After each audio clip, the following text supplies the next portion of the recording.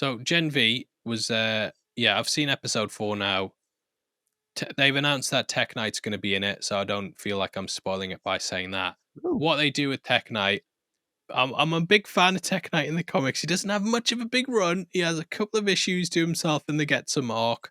But I think everyone who's read The Boys, they will remember exactly what happens in that arc. And it's sort of his arc is when it really got going, I feel, in the comics.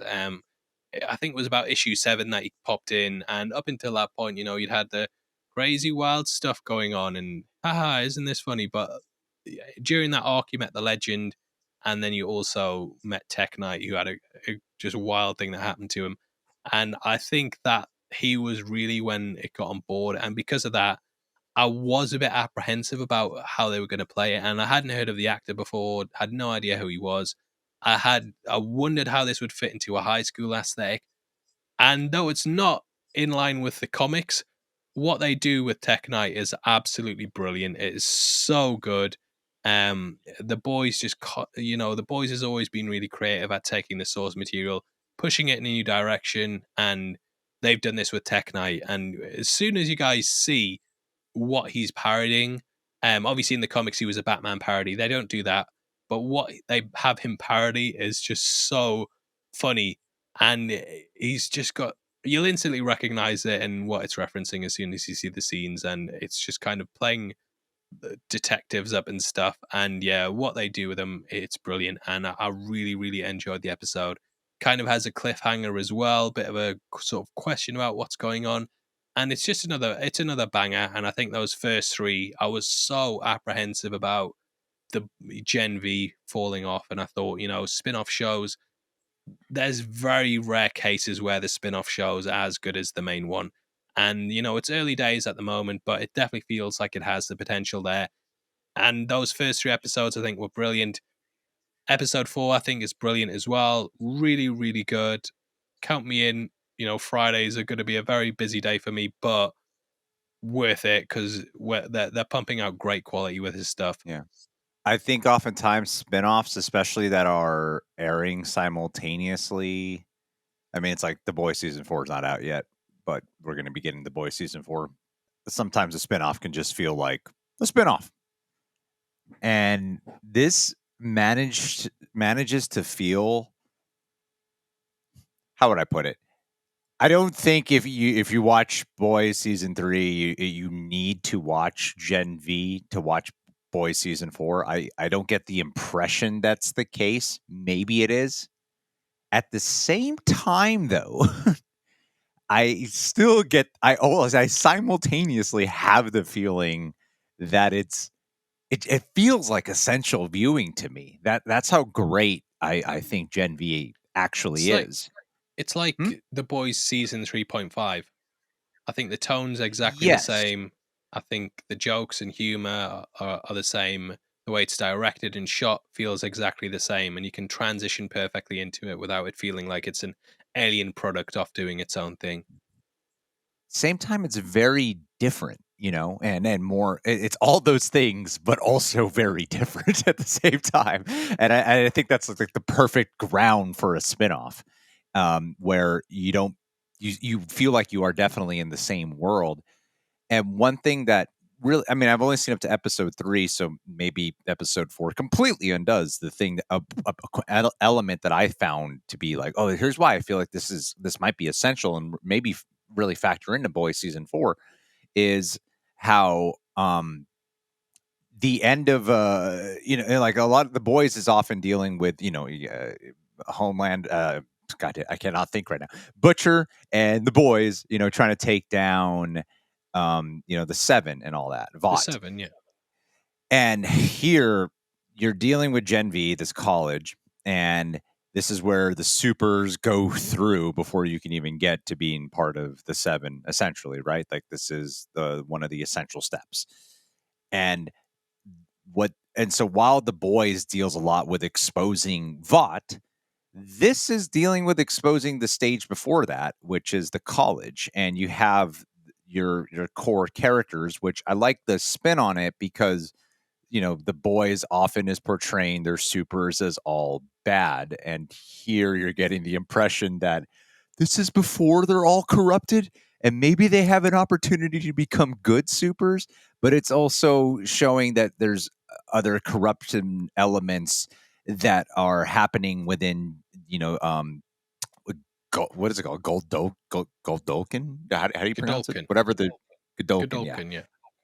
This is the part of the podcast where I can't talk, but yeah, it's part that they're exposing that stuff, and if you can uproot that, like I'm surprised we haven't had anything. If this has always existed in the universe, where you've had Butcher and them try to attack what goes on at this college, because this feels like such an essential part of the world of what leads into the Seven and Vought.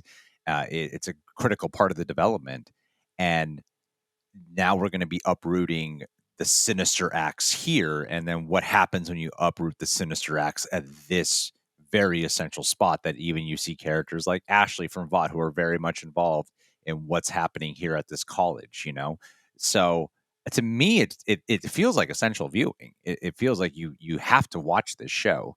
I I don't feel like the writers would want to have you depend on that for going into Boys season 4, but I do get the impression that you get so much more out of it if you watch this. And on top of that too, it's like Yeah. they did such a great job of introducing new characters, and they're all written so well, and it's so layered, and it does feel like dark college mutant high sky high kind of deal. It feels like the way how the Boys has sort of that more realistic take on the supers and what they would be like in real life. Well, what would it be like when aspiring youth who have superpowers, who are also dealing with the fact that they're aware of that their parents got greedy and injected them with this stuff? You know, like something with X-Men is the mutants, right? And you often deal with the youth, the mutant youth. And at the end of the day, a lot of times you watch it and it's like, yeah, they have the tortured soul aspect, but so much of the time when you watch X-Men, it's still going, but look how cool it is, though. It's still cool. Yeah, there's prejudice stuff happening. There's racism stuff happening. And yeah, they got some tortured soul elements. And sometimes they really just make it all about that. At the same time, though, you often do go, man, that's pretty cool stuff. It's still pretty cool. I would still prefer to be a mutant, though, because look at all the cool powers you get. And here they really do the allegories and the metaphors they draw between like so I'm trying to watch my words here for YouTube, the self-harm qualities, and the struggles that young Eating people have. disorder and stuff. Yeah. Yeah, the way they draw those parallels and how they kind of make it a cyclical thing between like their powers and how it all ties in, I think is brilliant. They really do showcase the things that I feel like. Yeah, I love X-Men and all that, but they show you the true darker side to it, where they makes having powers seem unpleasant, and the society they throw you into that much more unpleasant as well. So while it doesn't have necessarily that racism side, that prejudice side that X-Men deals with, I think they capitalize on something else that feels more internally sinister in a lot of ways. So yeah, I really loved it. I really love this a lot. I think I got like two very different comic book based shows that are airing this month. Two extremely different ones, and they're both awesome. They're both awesome. It's a good Yeah. month. Yeah, and then it's followed by Invincible as well. So I mean, it's Yes. going to be a great couple of weeks. Really, really looking forward to it. I wish they'd spread this stuff out more, Greg. Do you remember September last year? It was literally a different. I think in September it was like um, Rick and Morty Yeah. Monday, Andor, She-Hulk, Rings of Power, and House of the Dragon all in the same Oh week, and it yeah. was a nightmare to work it. But it's kind of hit that point again now where it's like you've got two amazing superhero shows. Like, just spread them out through the air. Just give them a bit of breathing room because both deserve to be seen. I think that the upcoming episode of Gen V is one of the better boys episodes that we've ever Hmm. had, just because of how good Tek Knight is and how funny it is. He just completely comes in, steals the show, and yeah, just a great performance. It's got a really sinister side to it, but it's also hilarious and yeah, they're masters at this point. They know exactly what they're doing. I was watching a video the other week. I can't remember exactly what it was called, so apologies for not shouting at the channel. But they said that what the boys can do brilliantly is that it can do all the stuff that the MCU does really well, but it can also make fun of the stuff that they do badly. So it's not really falling to the pitfalls that the MCU has, and it's just kind Mhm. of elevating above them. And yeah, brilliant, brilliant first 4 episodes. I think you guys are going to love it. I think you guys are going to love Loki as well. And yeah, I'm really excited to talk about them. I feel enthusiastic about it for once, Greg. Back Yeah. in this superhero stuff. Really good job all around, guys. Well, you should be proud of yourself.